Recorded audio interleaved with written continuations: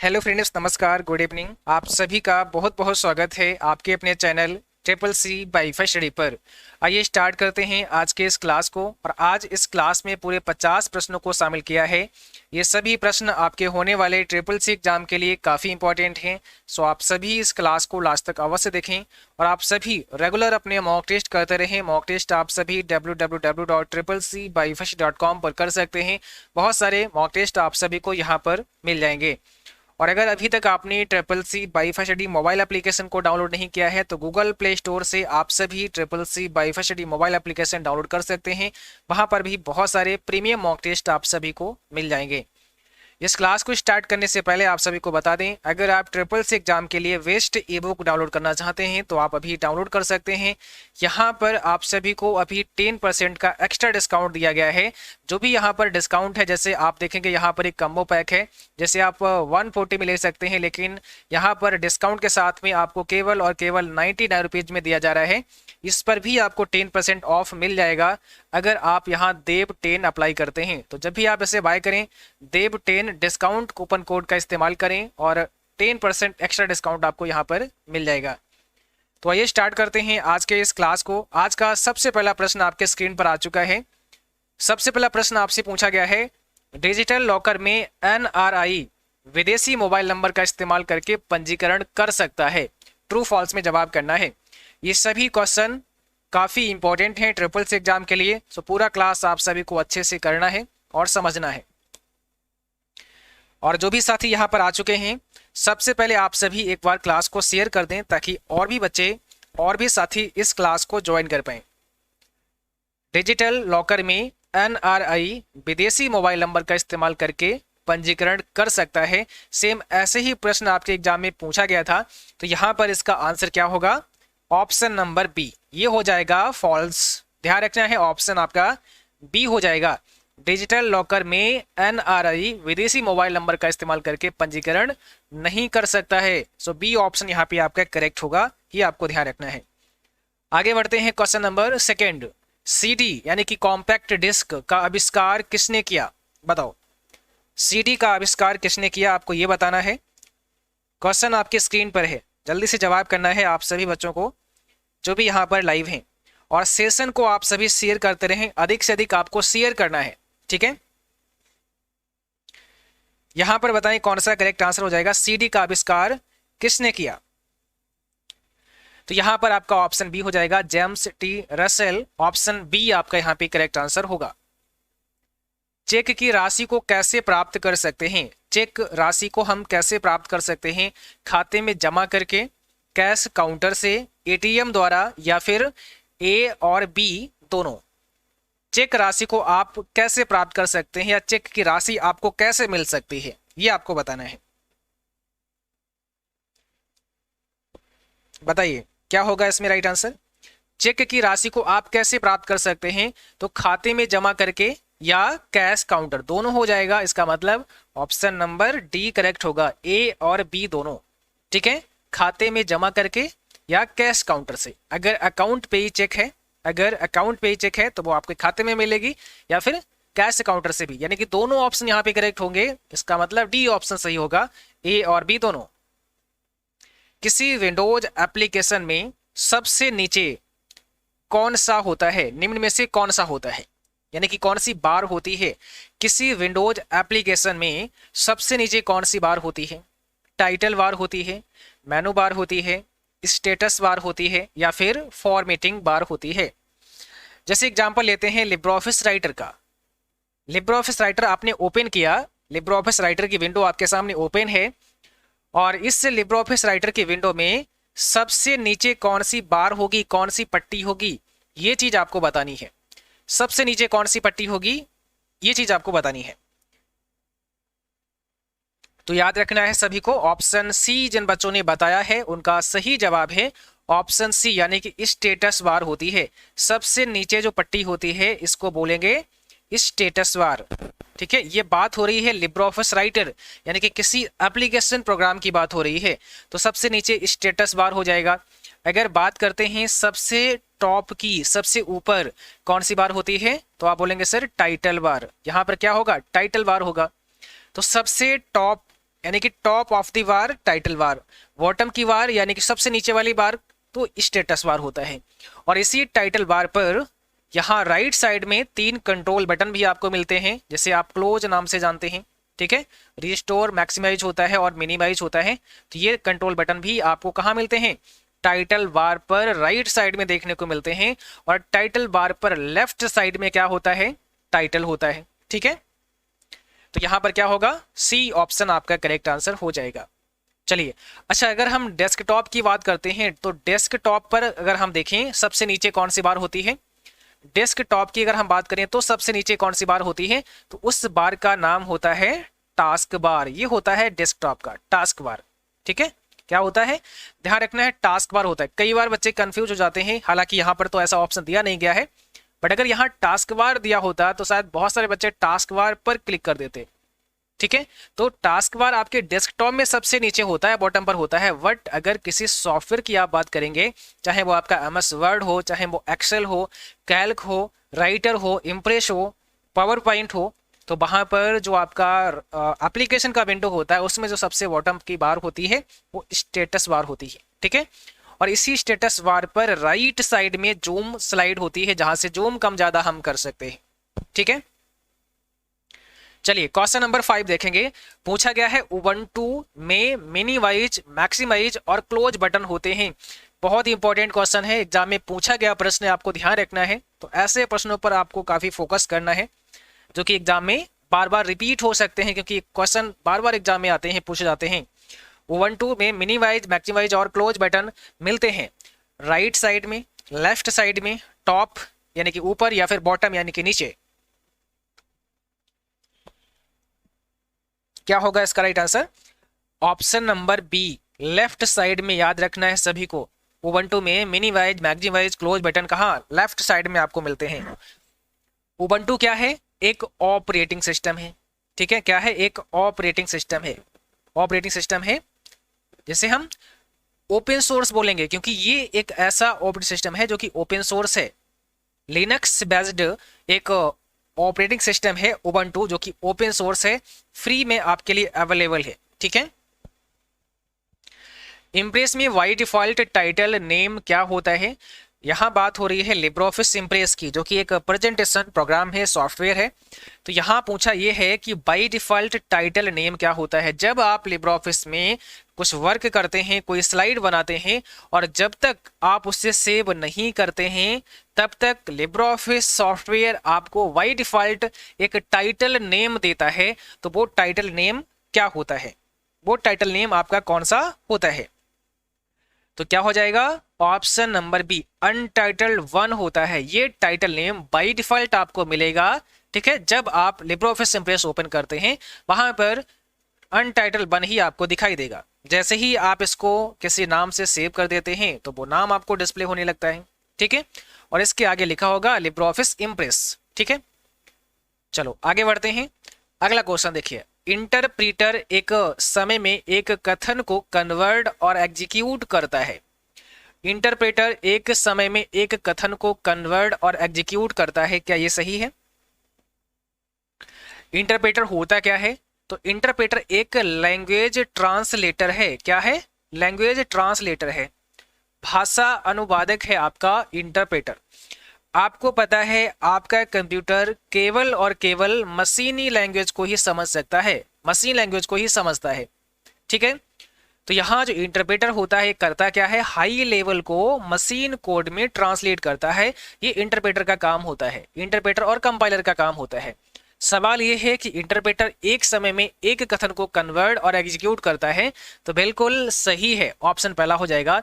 Interpreter जो होता है वो एक स्टेटमेंट को एक बार में कन्वर्ट करता है, और जो कंपाइलर होता है वो आपका होल स्टेटमेंट, पूरा स्टेटमेंट एक बार में कन्वर्ट कर देता है।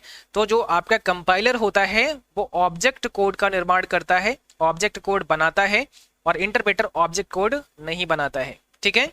तो अभी आपको ये याद रखना है कि इंटरप्रेटर एक समय में एक कथन को ही कन्वर्ट और एग्जीक्यूट करता है। इसका मतलब पहला ऑप्शन करेक्ट होगा, ट्रू हो जाएगा। यहां पर आपको बताना है अमेजॉन किस प्रकार का है, किस मॉडल के अंतर्गत आता है अमेजॉन, ठीक है। किस ई कॉमर्स मॉडल में आता है?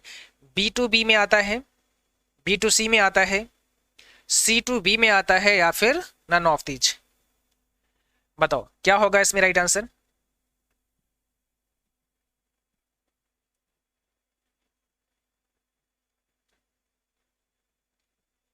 तो यहां पर हो जाएगा B2C, ये बिजनेस टू कस्टमर है। याद रखना है, अमेजन या हो गया या फिर फ्लिपकार्ट की बात करते हैं तो ये B2C, बिजनेस टू कस्टमर। देखो अगर आप अमेजन वेबसाइट पे जाते हैं, कुछ वहां पर खरीदारी करते हैं, तो कस्टमर सीधे इससे जुड़ता है ना, कस्टमर सीधे अमेजन से कनेक्ट होता है। इस वेबसाइट से आप कोई भी प्रोडक्ट मंगाना चाहते हैं तो मंगा सकते हैं, ऐसे ही फ्लिपकार्ट से भी मंगा सकते हैं। इससे जुड़ कौन रहा है? कस्टमर जुड़ रहा है, यानी कि यहाँ पर ये और अमेजन और फ्लिपकार्ट क्या है? बिजनेस है। तो ये आपका वी हो गया और ये कस्टमर आप सी हो गए, तो ये क्या है? V2C हो गया। ठीक है, ध्यान रखना, V2C हो गया। और जहां पर कोई आपस में दो कंपनी है, वो आपस में ही व्यापार करती हैं, आपस में ही खरीदारी करती हैं। जैसे मान लिया कोई यहाँ पर कंपनी है, वो कुछ प्रोडक्ट का निर्माण करती है, कुछ मैन्युफैक्चरिंग करती है, और अपने कंपनी के अंदर वो हो सकता है कि जिस चीज का मैन्युफैक्चरिंग करती है उसमें वो हर पार्ट ना बनाती हो, तो उसने क्या किया कि कुछ पार्ट्स किसी दूसरी कंपनी से मंगाए हैं, परचेज किए हैं। तो यहाँ ये भी आपकी एक कंपनी है और ये भी आपकी एक कंपनी है, और इस कंपनी में मान लिया फॉर एग्जांपल के लिए कुछ यहाँ पर मैन्युफैक्चरिंग हो रही है, उसके कुछ पार्ट्स ही अपने आप खुद नहीं बनाता है, बाहर से मंगाता है, तो इस कंपनी से इसने मंगा लिए, तो ये भी आपका वी है, ये कंपनी भी बिजनेस है और ये कंपनी भी बिजनेस है। तो यहाँ पर क्या हो जाएगा? V2B हो जाएगा। तो V2B का मतलब आप समझ गए होंगे कि कोई कंपनी है, वहां पर कुछ मैन्युफैक्चरिंग हो रहा है, और अगर कोई पार्ट्स दूसरी कंपनी से लिया जा रहा है, ठीक है, तो उसे हम B2B का नाम देते हैं। तो V2B यानी कि बिजनेस टू बिजनेस। और जहां पर कोई कंपनी सीधे ग्राहक को माल बेचती है, प्रोडक्ट सेल करती है, तो वहां B2C हो जाएगा, बिजनेस टू कस्टमर हो जाएगा। ठीक है, और अगर हम C2B की बात करते हैं, यानी कि कस्टमर टू बिजनेस की बात करते हैं, तो ऐसे बहुत सारे वर्क होते हैं जो कि छोटे छोटे जो लोग हैं या कस्टमर्स हैं, वो उनको क्या करते हैं?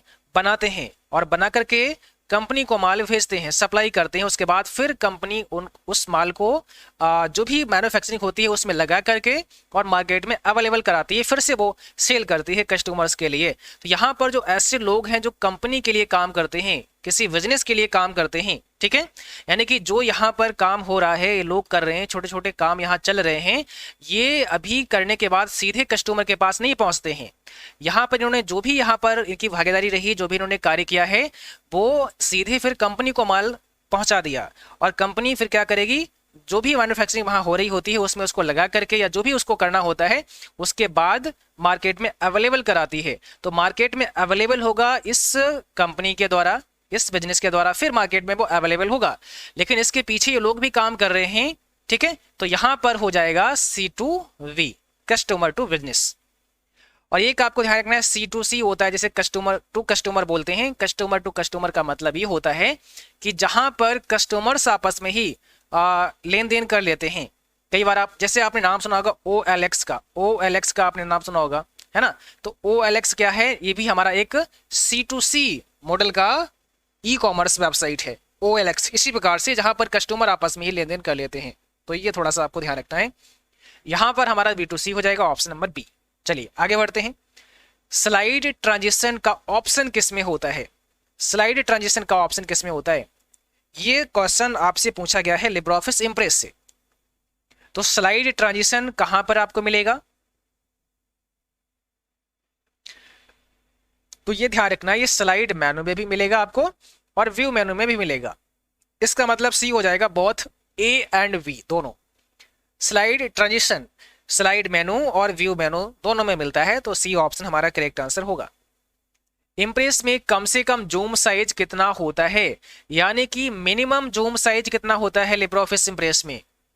अगर आपको जूम कम करना है तो कितना कम कर सकते हैं? तो याद रखना है सभी को, 5%। कितना? 5%। मैक्सिमम कितना हो सकता है? अधिकतम आप कितना बढ़ा सकते हैं? तो अधिकतम आप 3000% बढ़ा सकते हैं। ये बात आपको ध्यान रखना है, 3000% मैक्सिमम जूम होता है। मिनिमम की बात करें तो 5% हो जाएगा। ठीक है, चलो आगे देखते हैं। कैल्क में डिफॉल्ट फॉन्ट साइज क्या होता है? कैल्क में पूछा है वाई डिफॉल्ट फॉन्ट साइज कितना होता है? देखो अलग अलग सॉफ्टवेयर में क्या होता है, अलग अलग फंड साइज होते हैं। इसका मतलब ये है, जैसे मान लिया आपने जब लिब्रे कैल्क ओपन किया, लिब्रे राइटर ओपन किया या लिब्रे इम्प्रेस ओपन किया, तो वहां पर आपने ध्यान दिया होगा जब कुछ टाइप करते हैं तो टाइपिंग आपका शुरू हो जाता है, तो फिर आप ध्यान दीजिएगा कि जो टाइप आपने किया है, जो टेक्स्ट आपने लिखा है, उसका साइज कितना है। उसका जो साइज होता है वही आपका वाई डिफॉल्ट साइज होता है। यानी कि सॉफ्टवेयर में ऑटोमेटिक कितना सेट होता है, जब कुछ टाइपिंग करते हैं तो वो किस साइज पर टाइप होगा, ये वाई डिफॉल्ट क्या होगा, उसका फंट साइज होगा। ठीक है, तो यहाँ वही पूछा है कि भाई बाय डिफॉल्ट फंट साइज कितना होता है लिब्रे कैल्क में जब आप कोई काम शुरू करते हैं। तो यहां पर सही आंसर है ऑप्शन पहला, 10 होता है। 10 पीटी यानी कि पॉइंट इसका मतलब होता है, तो 10 पॉइंट ये साइज रहेगा लिब्रे कैल्क में जब आप कुछ टाइपिंग करते हैं। और अगर आप इसको बढ़ाना चाहते हैं बढ़ा सकते हैं।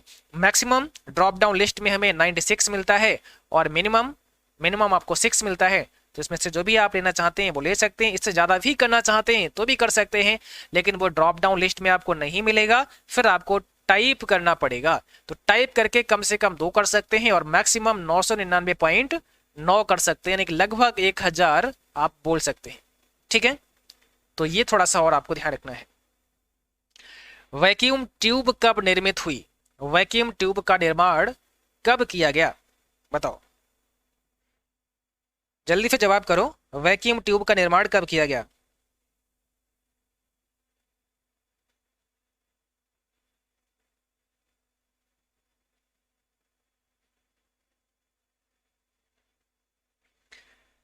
चलिए जवाब करिएगा, वैक्यूम ट्यूब का निर्माण कब किया गया?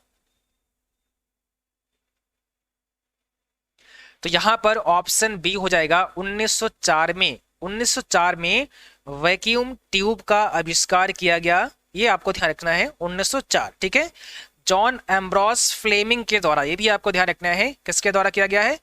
जॉन एम्ब्रोस फ्लेमिंग के द्वारा 1904 में वैक्यूम ट्यूब का आविष्कार किया गया है।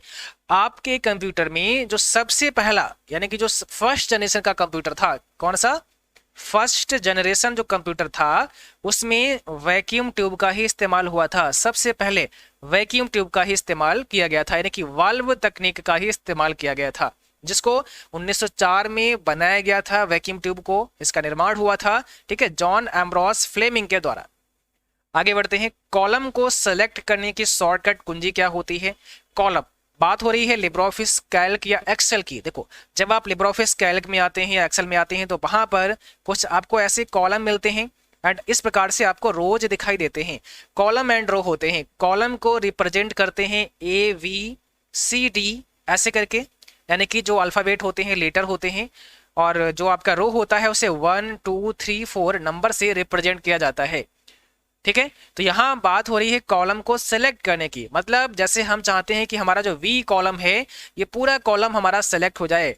पूरा कॉलम का मतलब ये होगा कि यहाँ कॉलम बी रो 1 से लेकर के और जितने भी मैक्सिमम रो होते हैं आपके लिब्रे कैल्क की बात करें या फिर एक्सेल की बात करें तो वहां तक सेलेक्ट हो जाए। जैसे अगर हम कैल्क की बात करते हैं तो यहाँ पर 10,48,576 रो होते हैं और यही आपके लिब्रे कैल्क में होते हैं और यही आपके एक्सेल में होते हैं।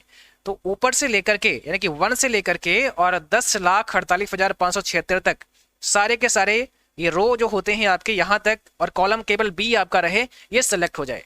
यानी किस प्रकार से नीचे तक ये पूरा सेलेक्ट हो जाए, इसको सेलेक्ट करने के लिए हमें क्या करना पड़ेगा?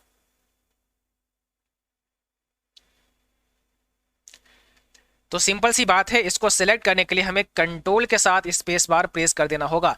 पहले तो उस कॉलम को हमें सिलेक्ट कर लेना है, वहां पे क्लिक करके रखना है, मतलब जिसको हमें सेलेक्ट करना है, उसके बाद कंट्रोल स्पेस बार हमें प्रेस कर देना है, तो पूरा कॉलम हमारा सेलेक्ट हो जाएगा। ठीक है, पूरा कॉलम सेलेक्ट हो जाएगा। दूसरा क्या कर सकते हैं, कॉलम लेटर पर जैसे ही आप क्लिक करते हैं तो भी पूरा कॉलम हमारा सेलेक्ट हो जाता है। यानी कि अगर हम किसी भी रो के अंदर हैं, किसी भी रो यानी कि किसी सेल के अंदर हैं, कॉलम हमारा बी है और इस सेल में मान लिया हमें यहाँ पे और पूरा कॉलम सेलेक्ट करना है तो कंट्रोल स्पेस बार दबा सकते हैं। दूसरा, आपने यहाँ बी लेटर पर क्लिक करना है, फिर भी पूरा कॉलम हमारा सेलेक्ट हो जाएगा। ठीक है, इसी प्रकार से अगर बात हो पूरा रो सेलेक्ट करने की, जैसे हम इस रो को सेलेक्ट करना चाह रहे हैं, इस प्रकार से पूरा रो करना चाह रहे हैं सेलेक्ट, तो ये एक तो हम क्या करेंगे, शिफ्ट के साथ में स्पेस बार, शिफ्ट दबाना है और फिर क्या करना है, स्पेस बार हमें दबाना है, तो हमारा पूरा रो सेलेक्ट हो जाएगा। दूसरा, अगर हम यहाँ रो नंबर पर क्लिक करते हैं तो भी हमारा पूरा रो सेलेक्ट हो जाता है। ठीक है। राइटर में फुल स्क्रीन करने के लिए शॉर्टकट की प्रेस करते हैं। फुल स्क्रीन करने की शॉर्टकट की आपको बतानी है कौन सी होती है।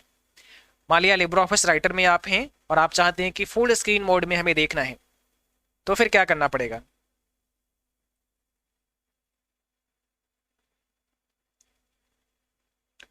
कंट्रोल शिफ्ट जे होता है फुल स्क्रीन का, कंट्रोल शिफ्ट जे।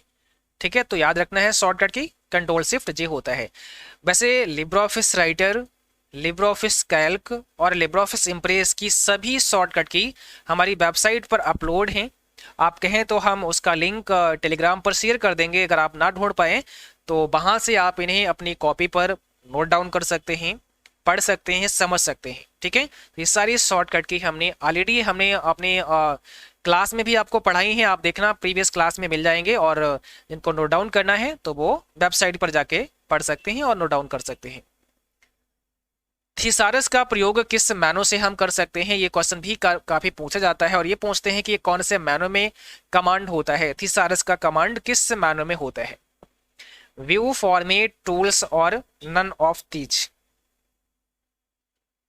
तो थिसारस का कमांड किस मैनो में होता है, ये आपका हो जाएगा सी ऑप्शन, टूल्स मैनो में होता है। कौन सा मैनो, टूल्स मैनो के अंदर होगा। विभाजित होने वाले रो व कॉलम के अक्षर और नंबर कहलाते हैं। विभाजित होने वाले रो व कॉलम के अक्षर और नंबर क्या कहलाते हैं। देखो सवाल हो रहा है फिर से लिब्रे ऑफिस कैल्क या एक्सेल आप कह लीजिएगा, क्योंकि यहाँ साफ साफ लिखा नहीं है कहाँ से पूछा है, लेकिन बात हो रही है स्प्रेडशीट की। ठीक है, स्प्रेडशीट की बात हो रही है। तो विभाजित होने वाले रो व कॉलम के अक्षर और नंबर को कहते हैं। जैसे यहाँ पर तो हमारे कॉलम है, ये तो हमारे कॉलम हो गए, इस प्रकार से हमने रो बना लिए ऐसे, और हमारा कॉलम का जैसा हमने बताया कॉलम का जो नाम होता है वो लेटर होता है, यानी कि ABCD करके ऐसे रखा जाता है। ये कॉलम लेटर हो गए, रो नंबर हमारा 1 2 3 का हो गया, ये हो गया। अब सवाल ये है कि विभाजित होने वाले रो और कॉलम के अक्षर और नंबर को क्या कहते हैं। अब जैसे हमने यहाँ कॉलम को ले लिया, जैसे V ले लिया, ठीक है, और यहाँ रो को हमने 2 ले लिया, तो यहाँ पर हो गया V2। अब इस V2 को हम बोलेंगे क्या, इसको हम कहेंगे क्या, क्या इसको हम सेल लोकेशन बोलेंगे, क्या इसे सेल पोजीशन बोलेंगे, क्या इसे सेल कोऑर्डिनेटर बोलेंगे, क्या इसे सेल एड्रेस बोलेंगे। आंसर करिएगा भाई अब जल्दी से, अब आप बताएंगे आंसर क्या होगा। तो आप बोलोगे सर इसे फिर तो हम सेल एड्रेस बोलते हैं। क्या बोलेंगे, सेल एड्रेस, ये सेल का पता होता है। भाई जितने भी सेल है ना, हर सेल का अपना एक यूनिक एड्रेस है। जैसे हमने यहाँ पॉइंट रखा और आपसे पूछा बताओ इसका एड्रेस क्या होगा, तो ऊपर देखो क्या है D, इधर देखो क्या है 2 है, इधर है ना कॉलम D रो 2, तो आप बोल दोगे सर D2 इस एड्रेस हो गया इसका। ऐसे हमने यहाँ पॉइंट रखा तो आप बोलोगे सर E3 हो गया, कॉलम देखो E है, 3 कैसे हमने देखा, यहाँ पर देखो ये 3 मिल रहा, तो E3 हो गया। तो इस प्रकार से इनको हम बोलेंगे सेल एड्रेस। ठीक है, चलो फेसबुक कब लॉन्च किया गया, आपको अब ये बताना है फेसबुक कब लॉन्च किया गया।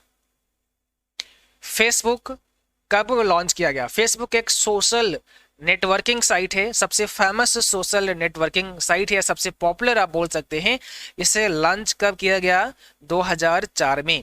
तो सी ऑप्शन हमारा करेक्ट आंसर होगा 2004 में। आस्काई कितने बिट का होता है, आस्काई कोडिंग सिस्टम की बात हो रही है, कितने बिट का होता है। American standard code for information interchange इसका फुल फॉर्म होता है। तो यहाँ पर देखो 10 दिया है, 8 दिया है, 6 दिया है, 256 दिया है, आपको कर देना है बी। ये 8 बिट का होता है और 7 बिट का भी होता है, 7 और 8। ठीक है, तो 8 बिट आस्काई कोडिंग सिस्टम होता है। यहाँ पर हमारा ऑप्शन बी हो जाएगा, ये आपको ध्यान रखना है। अगर कभी 8 ना दिया हो तो फिर आपको 7 पर जाना है, 7 8 दोनों दिया है तो भी 8 ही आपको करना है। ठीक है, तो ये चीज थोड़ा सा और आपको ध्यान रखना है।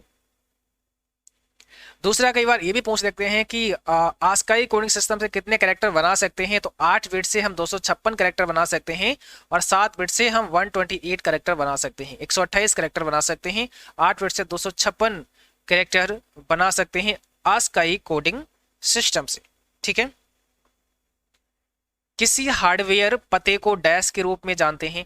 भाई हार्डवेयर पता पूछा है और ये एग्जाम में अधिकांश सवाल होता है कि हार्डवेयर पता कौन सा होता है। ये फेमस हो गया है ट्रिपल सी एग्जाम के लिए, ये समझ लो आप, ये पूछ लेते हैं अधिकांश।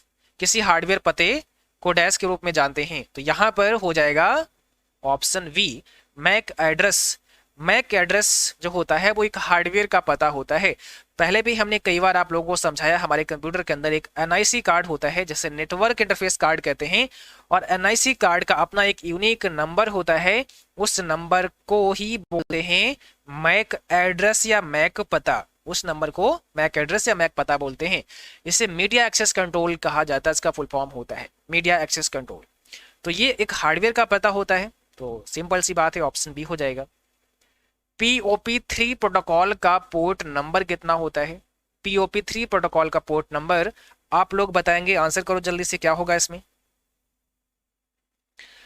आंसर करेंगे सभी साथी यहाँ पर जो भी लाइव हैं, प्रेजेंट हैं।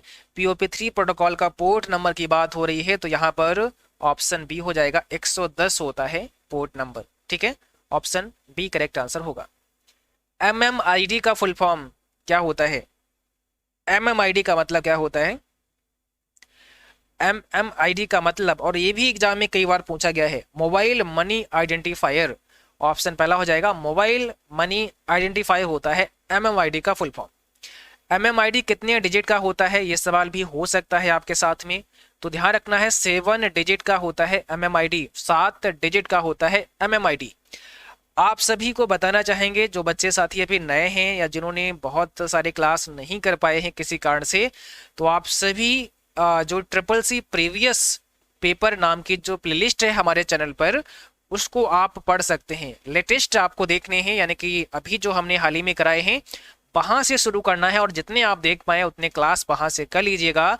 मोस्ट इंपॉर्टेंट होगा आप सभी के लिए, और निश्चित आपका पेपर बहुत अच्छा होगा, क्योंकि वहां पर वही सारे प्रश्न रखे गए हैं जो कि एग्जाम में पूछे गए हैं। उसको आपको देखना ही देखना है, जिन्होंने बहुत सारा पहले से तैयारी अच्छे से नहीं कर पाई है उनके लिए है। ठीक है, बाकी अगर आपने ई बुक वगैरह लिया है तो बहुत अच्छी बात है, वहां पर भी आपको बहुत कुछ मिलेगा, और अगर आपने सही से पढ़ा तो आपका एग्जाम बहुत अच्छा होने वाला है। आगे बढ़ते हैं, अगला क्वेश्चन देखते हैं। RSA का फुल फॉर्म इंपॉर्टेंट है, क्या होता है RSA का फुल फॉर्म?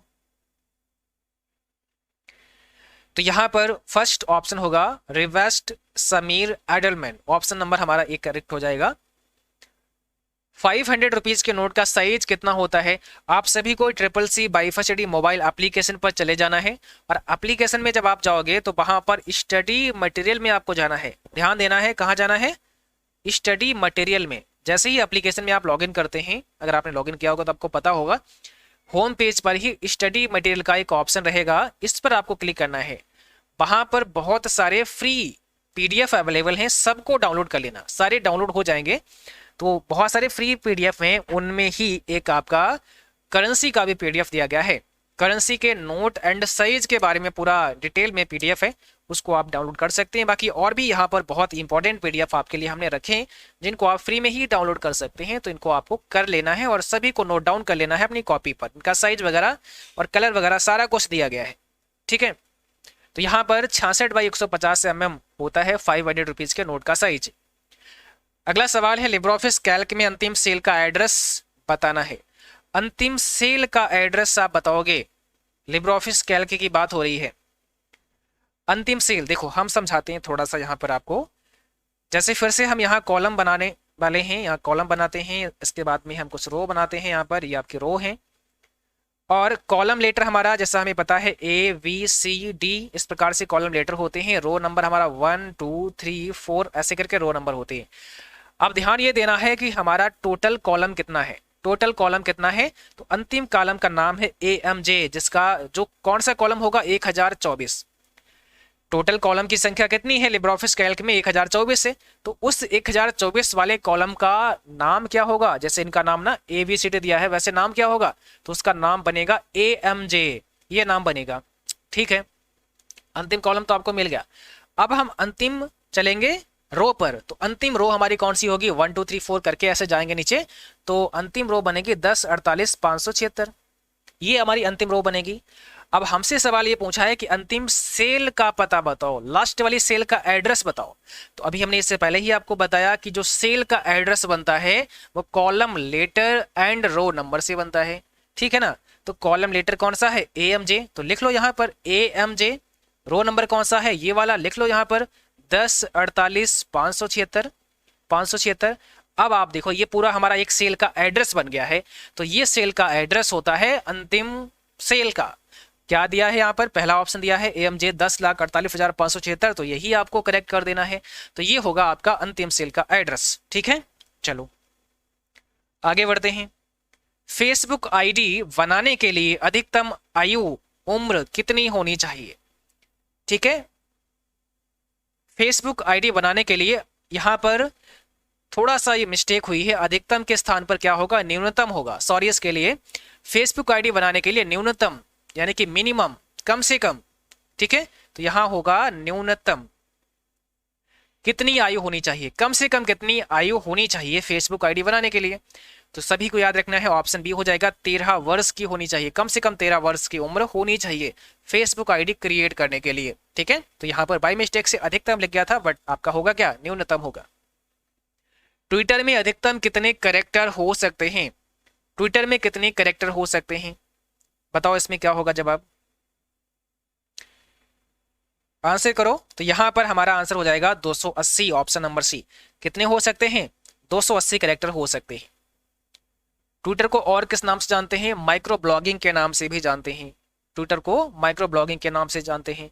TWTTR इसका ओल्ड नेम है, पुराना नाम है, तो ये भी आपको ध्यान रखना है। ठीक है, चलिए आगे बढ़ते हैं। OTP का फुल फॉर्म क्या होता है? OTP का पूरा नाम आप लोग बताएंगे। OTP का फुल फॉर्म क्या होता है? One time password.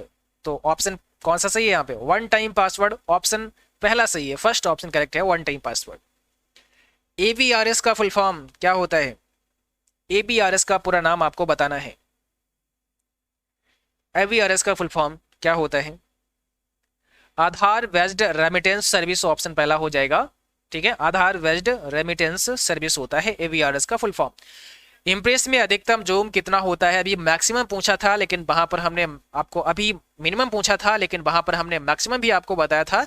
तो यहाँ पर क्वेश्चन भी आपके सामने आ चुका है कि भाई अधिकतम कितना जूम हम कर सकते हैं। तो आपको पता है, ऑप्शन बी हो जाएगा, 3000% हम कर सकते हैं अधिकतम जूम साइज। अगला सवाल है, PMSBY का फुल फॉर्म क्या होता है? PMSBY का फुल फॉर्म क्या होता है? आप सभी साथी जल्दी से आंसर करेंगे। लाइक करते रहो क्लास को, जिन बच्चों ने लाइक नहीं किया है शेयर करते रहो, और अगर आपने अभी तक चैनल को सब्सक्राइब नहीं किया है तो सभी को कर लेना है, बेल आइकन भी ऑन कर लेना है ताकि नोटिफिकेशन भी आपको मिलते रहें। PMSBY का मतलब प्रधानमंत्री सुरक्षा बीमा योजना। तो प्रधानमंत्री सुरक्षा बीमा योजना, यहाँ पे ऑप्शन पहला करेक्ट हो जाएगा। IMEI नंबर कितने डिजिट का होता है? बताओ, IMEI नंबर में कितने अंक होते हैं? सिंपल सी बात है ना, कितने अंक होते हैं किसमें? IMEI नंबर में। ऑप्शन डी हो जाएगा, 15 डिजिट होते हैं, 15 अंक होते हैं IMEI नंबर में। इसका मतलब क्या होता है? इंटरनेशनल मोबाइल इक्विपमेंट आइडेंटिटी इसका फुल फॉर्म होता है, तो फुल फॉर्म भी आपको याद रखना है। आगे बढ़ते हैं। डिलीट मेल कहां पर स्टोर होते हैं? अगर आप मेल को डिलीट कर देते हैं तो डिलीट मेल कहां जाएगा? क्या वो इनबॉक्स में चला जाएगा, आउटबॉक्स में जाएगा, ट्रैश फोल्डर में जाएगा, स्पैम फोल्डर में जाएगा? डिलीट मेल कहां पर आपका जाएगा, कहां चला जाएगा? ट्रैश फोल्डर में। कहां जाएगा? ट्रैश फोल्डर के अंदर चला जाएगा। डिलीट मेल ऑप्शन सी हो जाएगा, ट्रैश फोल्डर। कौन सा ऐप IRCTC रेलवे सर्विस के लिए लॉन्च किया गया था? बताओ, यहां पर कौन सा हो जाएगा? Rail connect app, option B है आपका रेल कनेक्ट ऐप। निम्न में कौन सा मेल रिसीव करने का सबसे अच्छा प्रोटोकॉल है? कौन सा मेल रिसीव करने का सबसे अच्छा प्रोटोकॉल है? कौन सा मेल रिसीव करने का सबसे अच्छा प्रोटोकॉल है? तो जल्दी से आप लोग सभी जवाब करेंगे। यहाँ पे क्या हो जाएगा? सबसे अच्छा की बात यहां हो गई है, इसलिए आंसर होगा IMAP, ऑप्शन पहला IMAP आपका, इसलिए यहां पे करेक्ट आंसर हो जाएगा। वन निवल किसके बराबर है? एक निवल किसके बराबर है? 4 विट, 8 विट, 4 वाइट या 8 वाइट?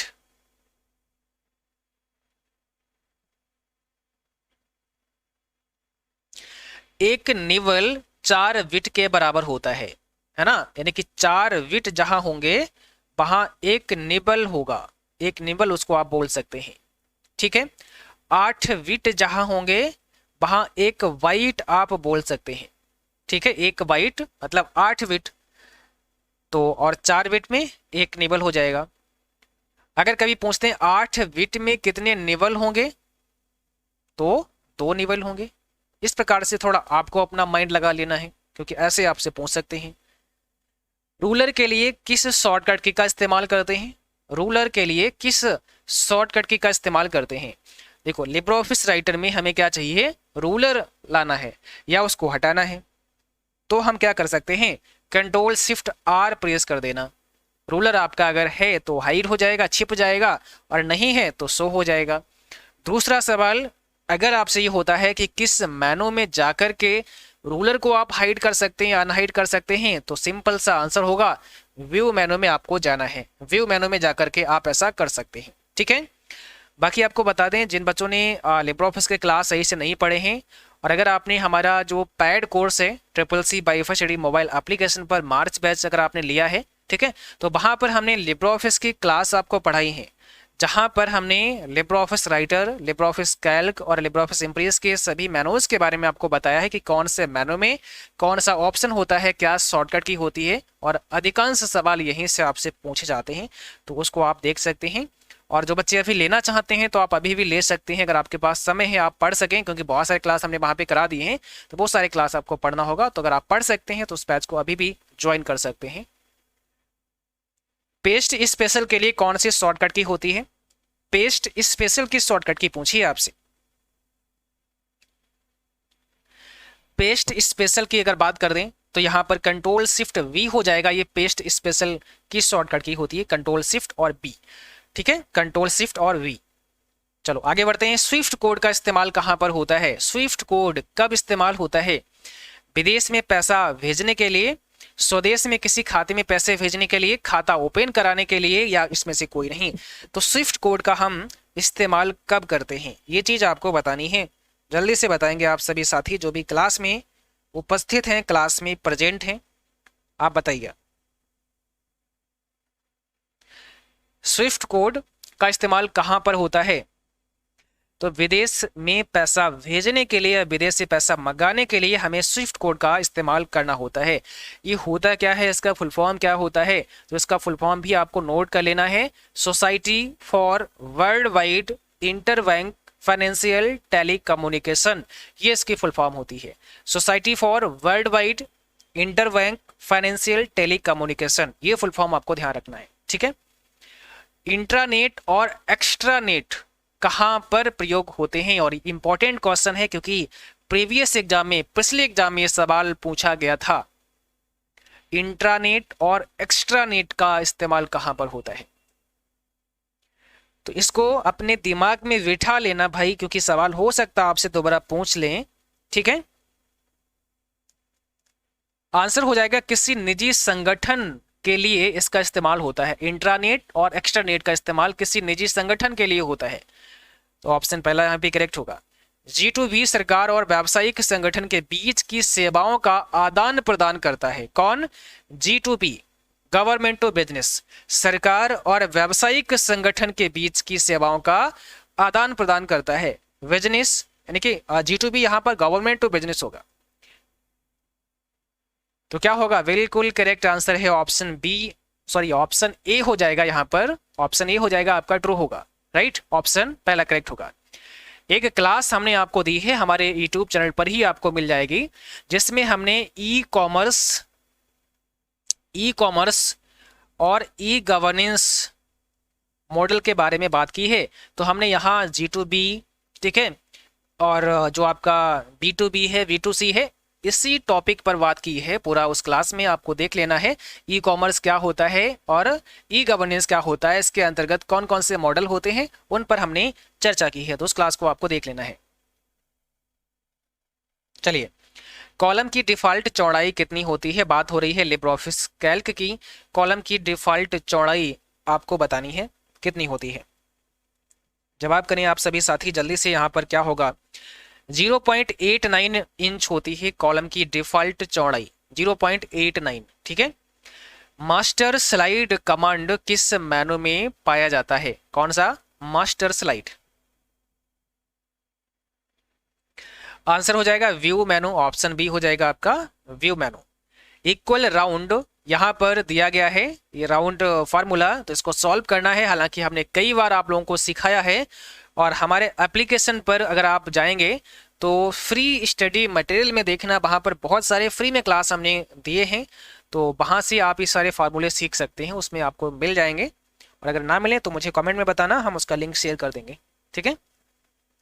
तो यहाँ पर इसका जवाब क्या होगा आपको ये बताना है। देखो यहाँ दिया है 17,576 कमा -5, यानी कि 5 हमें राउंड करने हैं, 5 स्थान राउंड करने हैं।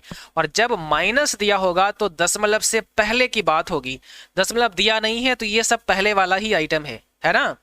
चलो हम यहाँ 6 को राउंड करेंगे, 0 करेंगे, 7 को हटाएंगे, 0 करेंगे, 5 को हटाएंगे, 0 करेंगे, 7 को हटाएंगे, 0 करेंगे।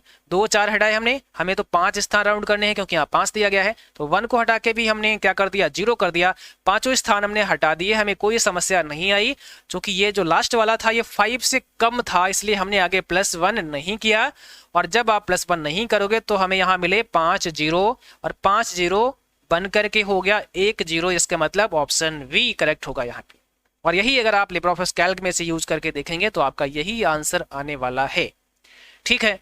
लेकिन थोड़ा सा और यहाँ पर हम समझाना चाहते हैं आपको। अगर मान लिया यहाँ 1 के स्थान पर होता 5 या 6 या 7 या इससे ऊपर कोई संख्या होती, तब इसका आंसर क्या होता, तो इसका आंसर एकदम बदल जाता।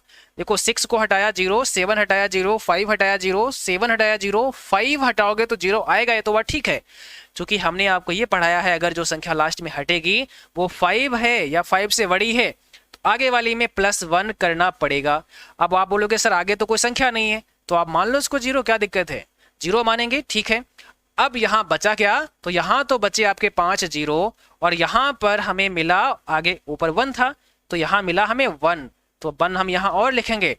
और अब हमारे सामने जो संख्या बनी, देखो यहाँ पर 1 हो गया और 5 0 हो गया, यानी कि 1 लाख इसका आंसर फिर आता जब अगर यहाँ 5 दिया होता तब।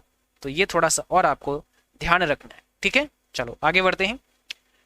जो हमने क्लास आपको दिए हैं जिसमें लिब्रियोफिस कैल्क के सारे फार्मूले समझाए हैं, आराम से उसमें सब कुछ आपके समझ में आ जाएगा विद प्रैक्टिकल। वहां पे हमने समझाने की कोशिश की है बहुत ही आसान भाषा में, तो समझ सकते हैं आसानी से। 3.5 इंच की साइज का जो फ्लॉपी होता है उसका स्टोरेज क्षमता अधिकांश पूछते हैं एग्जाम में, तो यहाँ 1.4 MB हो जाएगा, ऑप्शन पहला, ये ध्यान रखना है। इटैलिक की शॉर्टकट की क्या होती है, बहुत ही सिंपल सा प्रश्न है। अगर हम किसी टेक्स्ट को इटैलिक करना चाहते हैं, मीन्स तिरछा लिखना चाहते हैं, तो उसके लिए जो शॉर्टकट की है वो आपको बतानी है, कौन सी यूज कर सकते हैं। तो इसकी शॉर्टकट की क्या होगी, कंट्रोल के साथ में आई से इटैलिक होता है, कंट्रोल आई से इटैलिक कर सकते हैं, ऐसा तिरछा लिख सकते हैं। कंट्रोल यू से क्या कर सकते हैं, अंडरलाइन कर सकते हैं। कंट्रोल बी से क्या कर सकते हैं, बोल्ड कर सकते हैं। कंट्रोल के से क्या कर सकते हैं, हाइपर लिंक हम इंसर्ट कर सकते हैं। अगर किसी फोल्डर को हार्ड डिस्क में कॉपी करते हैं तो उसके सब फोल्डर भी कॉपी हो जाते हैं। जैसे आपने अपने नाम से कोई फोल्डर बना रखा है, डेस्कटॉप पर रख लीजिएगा, किसी ड्राइव में रख लीजिएगा, अपने नाम से कोई फोल्डर आपने बना रखा है। जैसे CCC नाम से हमने एक फोल्डर बना रखा है, ये हमारे डेस्कटॉप पे पड़ा हुआ है। इस CCC के अंदर हमने क्या किया है, कई सारे क्लास आपको पढ़ाने के लिए हमने कई सारी फाइल्स या कई सारे फोल्डर्स इसके अंदर हमने रख लिए हैं। अब हम इस CCC वाले फोल्डर को कॉपी करते हैं और कहीं पर पेस्ट करते हैं तो इसके अंदर के जो सब फोल्डर हैं या जो फाइल्स हैं क्या वो भी कॉपी होकर के पेस्ट हो जाएंगी? ऐसा सवाल आपसे पूछा है। तो आपका आंसर होगा यस, ऐसा ही होगा। अगर इस फोल्डर को हम कॉपी करते हैं तो इसके अंदर जितने भी सब फोल्डर होते हैं या जो आपकी फाइल्स होती हैं वो सारी की सारी कॉपी हो जाएंगी और पेस्ट करोगे वहां पर पेस्ट हो जाएंगी। अगला सवाल काफी इंपॉर्टेंट है, मोबाइल के लिए कौन सा उबंटू ऑपरेटिंग सिस्टम है? बहुत इंपॉर्टेंट है, प्रीवियस एग्जाम में पूछा गया सवाल है। जो भी पीछे एग्जाम हुआ था आपका उसमें एग्जाम पूछा गया था, मोबाइल के लिए कौन सा उबंटू ऑपरेटिंग सिस्टम है। तो यहां पर सवाल है मोबाइल के लिए कौन सा उबंटू ऑपरेटिंग सिस्टम है, आंसर हो जाएगा उबंटू टच, ऑप्शन पहला उबंटू टच। यहां पर आपसे पूछा गया है किस हैकिंग में आईटी फर्म में जॉब मिलती है, यानी कि किस प्रकार की हैकिंग सीखने पर आपको जॉब मिलती है, आईटी फर्म में जॉब मिलती है। Black hat hacking, white hat hacking या दोनों, या इसमें से कोई नहीं। तो यहां पर सही आंसर हमारा होगा option B, white hat hacking. White hat hacking को हम लोग क्या बोलते हैं? इथिकल हैकिंग बोलते हैं। इथिकल हैकिंग यानी कि व्हाइट हैट हैकिंग को सीखने से हमें क्या होता है? आईटी फर्म में जॉब मिलती है। ऑप्शन हमारा वी हो जाएगा, जैसे हम इथिकल हैकिंग के नाम से जानते हैं। पेज ब्रेक करने के लिए किस की का इस्तेमाल करते हैं? पेज ब्रेक करना है, जैसे हम इस पेज में काम कर रहे हैं, ये हमारा एक लिब्रियोफिस राइटर में पेज हमने ओपन किया, यहाँ पे 4-5 लाइन लिखी, अब हमारा मन हुआ कि नहीं अब इसमें मुझे काम नहीं करना है, अब हमें नए पेज पर जाना है तो पेज ब्रेक करना पड़ेगा। तो हम क्या करेंगे? इसके लिए कंट्रोल एंटर बस दबाना है, आपके सामने नया पेज आ जाएगा। इस प्रकार से नया पेज ले सकते हैं। दूसरा हम ये भी तो कर सकते थे कि भाई यहाँ पर हमारा कर्सर था, आप enter enter enter enter press करते रहो, नया पेज मिल जाएगा, तो ऐसे भी ले सकते हैं। लेकिन हमसे पूछा है पेज ब्रेक करने की शॉर्टकट की बताओ, तो आपको कंट्रोल एंटर बताना पड़ेगा। ऑप्शन पहला हो जाएगा कंट्रोल एंटर, ठीक है। शिफ्ट एंटर क्या करता है? शिफ्ट एंटर लाइन को ब्रेक करता है, लाइन तोड़ता है। जैसे ये लाइन हमारी है, नहीं लिखना चाह रहे हैं, कोई बात नहीं, आप शिफ्ट एंटर दबा दो, नई लाइन आपको मिल जाएगी। अच्छा, नई लाइन तो एंटर बटन से भी मिल जाती है। फिर आप पूछो शिफ्ट एंटर से फायदा क्या है? तो जैसे ही आप यहाँ पर हैं, आपने 4-5 लाइन लिखी, अगली लाइन लिखी, एंटर करते ही नई लाइन तो मिलेगी, लेकिन नया पैराग्राफ बनेगा। उस पैराग्राफ में नहीं लिखोगे, जैसे ही एंटर मारोगे ना, अगला पैराग्राफ शुरू हो जाएगा। और कैसे पहचानोगे? पैराग्राफ में क्या होता है, जैसे यहाँ 4 लाइनें लिखी, एक पैराग्राफ बन गया, एंटर लगा दिया, फिर दूसरा पैराग्राफ। तो जो हमने लाइनें लिखी हैं पैराग्राफ टू पैराग्राफ में भी स्पेस ज़्यादा मिलेगा, ये स्पेस थोड़ा ज़्यादा होगा। लेकिन अगर आप चाहते हैं कि लाइन भी तोड़ दें, पैराग्राफ भी ना हमारा चेंज हो, वही पैराग्राफ रहे, तो उसके लिए बनाया गया है शिफ्ट एंटर, तब काम करेगा शिफ्ट एंटर। तो ये थोड़ा सा और ध्यान रखना है। चलो आगे बढ़ते हैं। लिब्रियोफिस में डिफॉल्ट फॉन्ट नेम कौन सा होता है?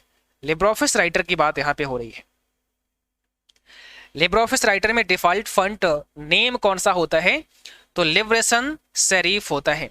ऑप्शन वी है, लिब्रेशन सेरिफ होता है default font name LibreOffice writer में। तो आज की क्लास बस यहीं तक रहेगी। उम्मीद करता हूं आप सभी ने ये 50 प्रश्नों को बहुत अच्छे से पढ़ा होगा और समझा होगा। आपको बताना चाहते हैं जिन बच्चों का CCC अप्रैल में एग्जाम होने वाला है, तो आप सभी के लिए हमारे मोबाइल एप्लीकेशन पर न्यू बैच स्टार्ट है। आप सभी इस बैच में अपना एडमिशन ले सकते हैं। यहाँ पर आपको 9 PM पर रात 9 बजे क्लास मिलती हैं। मंडे टू फ्राइडे यहाँ पे क्लास होती हैं। इस बैच का प्राइस है 599, लेकिन डिस्काउंट के साथ में ये बैच आपका हुआ था 399 रुपये का, और इतने का ही है। लेकिन ये ऑफर अभी चल रहा था आपके लिए 10% और ऑफ करने का, जो कि 28 फरवरी तक रहेगा, यानी कि कल रात 11 बजे तक ये ऑफर वैलिड रहेगा। तो एक और मौका है आप सभी के पास, अगर आप CCC अप्रैल एग्जाम बैच लाइव क्लास से जुड़ना चाहते हैं, इस प्रीमियम बैच को लेना चाहते हैं, तो अभी आप 360 रुपये में ही ले सकते हैं। वहाँ पर एप्लीकेशन में 399 रुपये आपको दिखाएगा, तो वहाँ एक डिस्काउंट कोड इस्तेमाल करना है। डिस्काउंट कोड क्या है? तो वहाँ पर आपको यूज कर देना है देव10, ये डिस्काउंट कोड है देव10। जैसे ही अप्लाई करोगे तो आपको 10% और ऑफ हो जाएगा, और इसे 360 रुपये में ही ले सकते हैं। याद रखना है, ये ऑफर कल शाम एंड हो जाएगा, 28 फरवरी रात 11 बजे तक ही आपके लिए ऑफर रहेगा। इसके बाद में ऑफर आपका नहीं रहेगा, तो ये ध्यान रखना है। बाकी जो बच्चे मार्च बैच को लेना चाहते हैं, अगर आपको लगता है कि आप अभी कम समय में ही बहुत सारी चीज़ें पढ़ सकते हैं, तो मार्च बैच भी आप लोग ज्वाइन कर सकते हैं। उस पर भी 10% ऑफ है। कल उसका भी लास्ट डे है, डिस्काउंट का कल लास्ट डेट है 28 फरवरी। तो वहाँ पर भी देव 10 आपको अप्लाई कर देना है, 360 रुपये में ही आपको वो बैच मिल जाएगा। जितने भी क्लास हमने वहाँ पर पढ़ा दिए हैं सारे रिकॉर्डेड मिल जाएंगे आपको, आराम से सारे क्लास पढ़ सकते हैं। उसमें हमने 4 ई बुक भी आपको प्रोवाइड की हैं, तो वो ई बुक भी आप लोग वहाँ से पढ़ सकते हैं। और जो हमारी टेस्ट सीरीज हैं वो भी हमने आपको प्रोवाइड की। आप कह सकते हैं कि इस बैच में सब कुछ आपको मिलेगा। अगर आप बैच लेते हैं चाहे मार्च का हो चाहे अप्रैल का हो, तो फिर अलग से आपको कोई ई बुक कोई टेस्ट सीरीज परचेज नहीं करना पड़ेगा। सारी चीज़ें आपको वहाँ पर अवेलेबल होंगी, सारी चीज़ें आपको वहाँ पर मिल जाएंगी। ठीक है, चलिए तो आज क्लास बस यहीं पर रहेगा, समाप्त होता है आज के लिए। उम्मीद करता हूँ आप सभी को क्लास पसंद आई होगी। क्लास अच्छी लगी उसको कमेंट बॉक्स में भी बताना है और शेयर करना है सभी बच्चों को। और जिन बच्चों ने क्लास को अभी लाइक नहीं किया है, सभी को क्लास को लाइक कर देना है। ठीक है, तो चलिए आज के लिए बस इतना ही। Thanks for watching, thank you, good night to all, bye bye.